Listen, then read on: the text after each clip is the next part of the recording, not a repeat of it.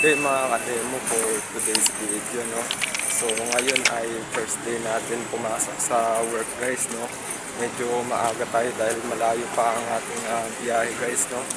Wala pa tayo ng Pasig, no? So dito ako ngayon naka-assign sa SM Cubao, no? So nandito ako ngayon sa may farmers na naglalakad. So alis sa Cubao lang ako na-assign, no? Mula nung nakaraan na intro natin na kita isang linggo na, mula nung nag-intro tayo sa SM Cubao with DM ng menswear. So yun pala yung nag-interview sa akin is yung DM ng menswear, guys, no? So yun, no? Ngayon is first day natin, no? So is nandoon na rin yung ating entry card, guys, no? Andun natin yung entry card sa sa SCO, no? Bayad na yun.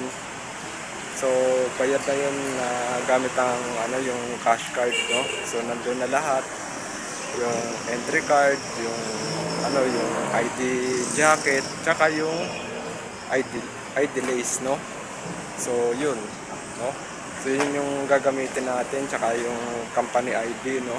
So sama na nga din doon. So ibabaw lang natin yung ating entry card, guys, no? Yung ID natin sa sa SM, no? So yun, no? So sa first day natin, no, mag time check muna tayo. Time check is 8:54, magna 9 na, no?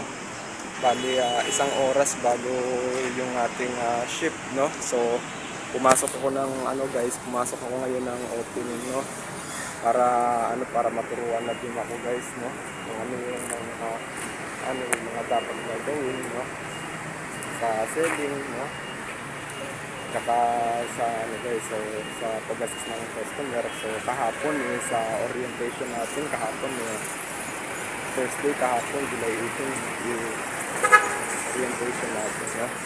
Kahit na dati ako nagtatrabaho sa iba't ibang na branch, no? Sa Bigas, sa Sustansya, no? Is nakapag-go rin ako ng guys, ng orientation, no? So nakapag-take ako ng orientation, no? So bali same lang dati naman ang orientation, no? So bali na refresh lang din ako, no? So yun. So yun lang, guys, maraming salamat kung follow nyo lang ako kasi nag-vlog ko sa akin sa YouTube.